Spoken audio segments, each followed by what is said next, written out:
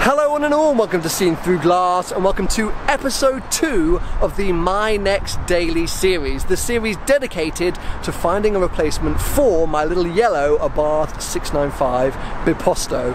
Today I'm down at Lookers Jaguar Land Rover, West London for the first test drive in this series, the brand new Range Rover Velar, a car that I am stupidly excited to test out. But before that, let me show you something. No matter what I do, I cannot seem to escape my love and lust and desire for another F-Type, and I've just, this little one sitting in the corner, rear-wheel drive VAR, is just... Small side note, this is actually the dealership where my mum and dad have bought their cars over the years, and also when I was very close to buying an F-Type SVR, this is where I came. My contacts, James Taylor and Matthew Gurney, very nearly sold me one of those cars, and today I feel like they've set up this SVR with the infamous stripe and dot. It's like a troll to me. I think they're still tempting me to try and buy one. It's kind of working. Anyway, enough of the F-Types. Let's go on to the real reason we are here, the Velar.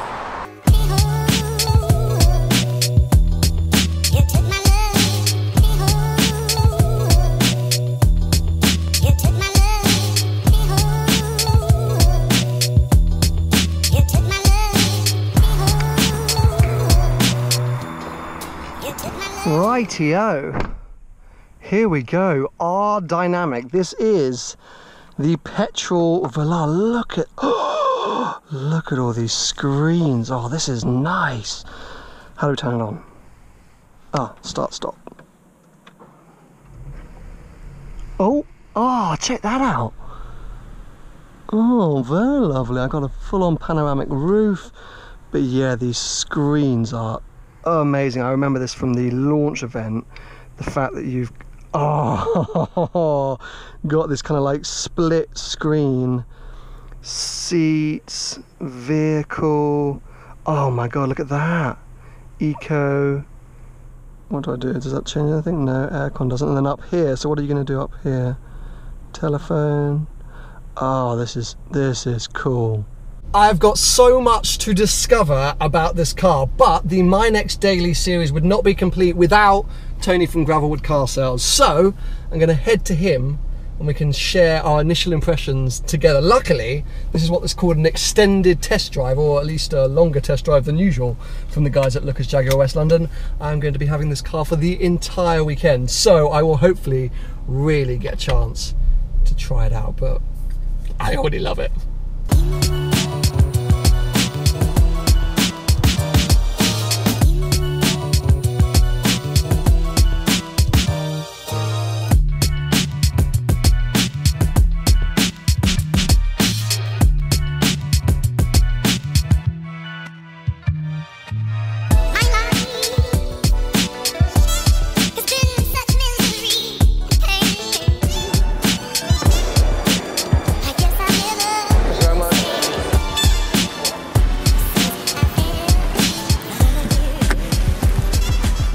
The weather has turned against us a little bit, but I guess it's another good excuse to be in this Velar. Whoa!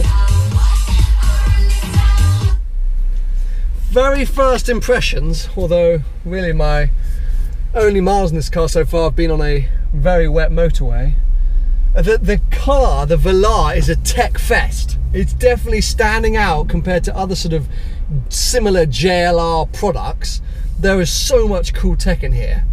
Apart from that, it's a super nice place to be. This cabin, this spec is spot on, but I really haven't had a chance to sort of drive it properly or take 2 seconds to play around with this tech. I'm just kind of learning as I go. I'm about 45 minutes still from Tony, so I'm gonna dig into my healthy wrap, it's all part of my new healthy lifestyle, and continue to really enjoy this Velar.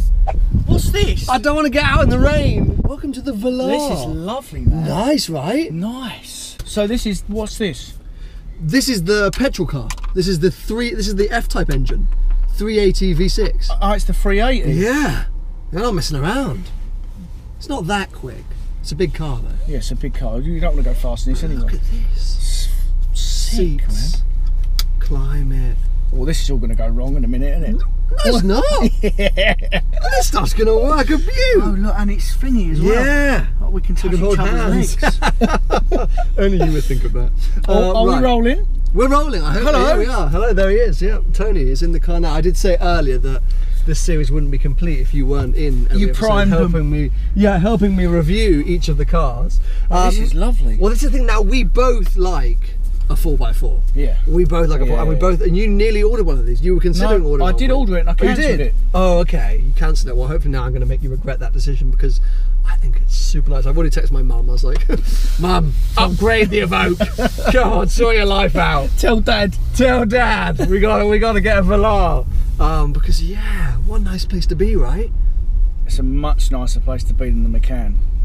Interesting. Okay, so let's get on the open road and then we can pick up on that very point. I'm a big fan of the McCann. Big fan. Aren't we both?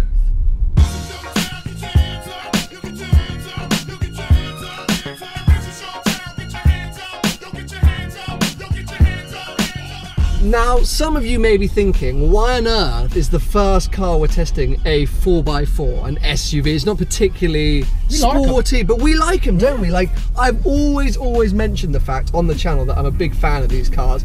And let's face it, especially in London and around the world, 4x4s or SUVs are some of the most popular cars ever. I mean, everyone owns them one way or another. 50% of new cars sold in this country are 4x4s.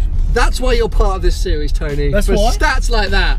For stats like that. Well, there you go. So, I've always thought it'd be quite a cool type of car to own, and I always thought it'd be interesting, perhaps for you guys who might be considering.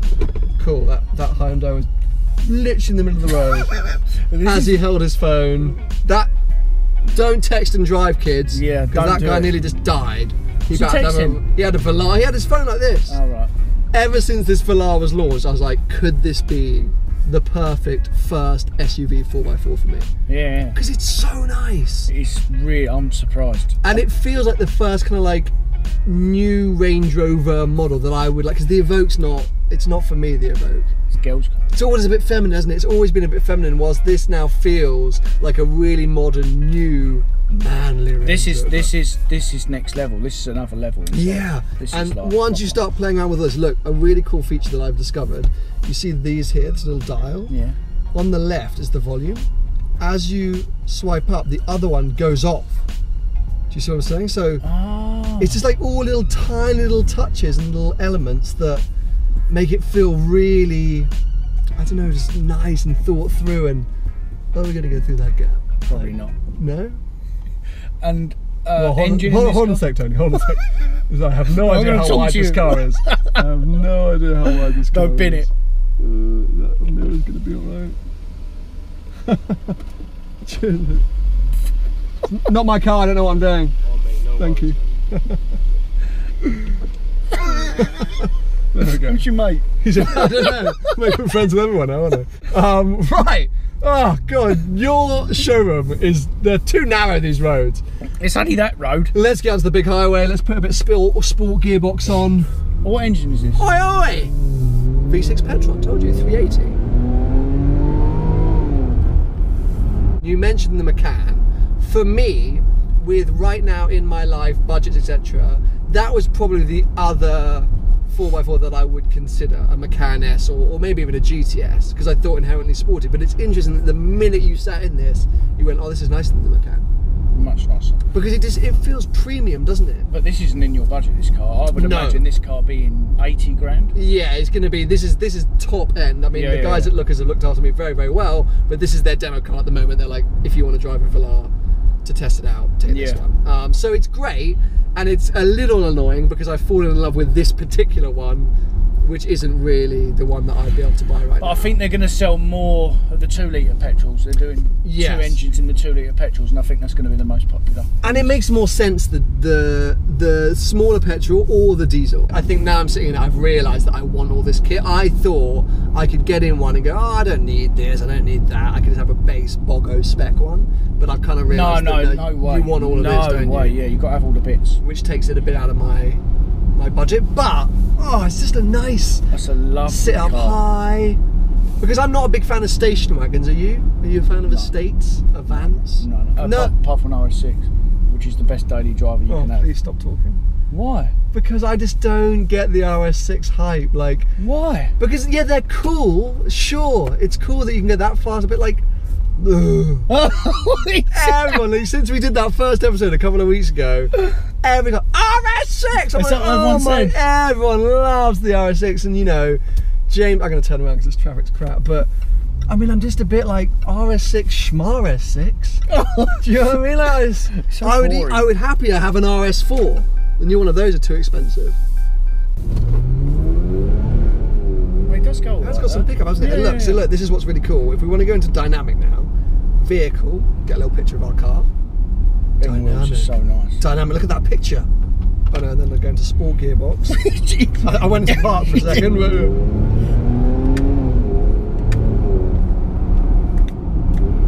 It's cool. Yeah, it's definitely cool.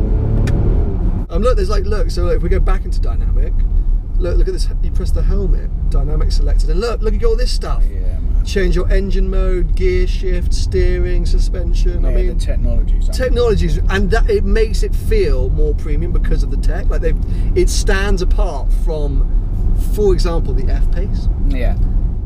I do personally really like the way this car looks. I have done ever since launch. However, I'm not a fan of this kind of rose gold. Now obviously it's a simple spec delete. You can get a black pack that gets rid of that. And I kind of see why they've done it to sort of break it up and have standout lines, but I'm just not a fan. But from the front, I think it is super aggressive, super futuristic, and it's just got nice lines throughout. Now the thing which is interesting, which I'm going to try and display here with this Audi Q7, is this car is very low, mainly in its roofline. I was shocked when we were at Lookers, West London, that parked up next to a Range Rover Sport, how small this car looked. Because when you're in it, it feels big and it's got loads of space, loads of room, but it's all to do with that roofline. There is a 218D BMW, and can you see they're not that far off in terms of roofline? But yeah, I mean, I just think it is very, very attractive, and in this spec, it is looking super mean.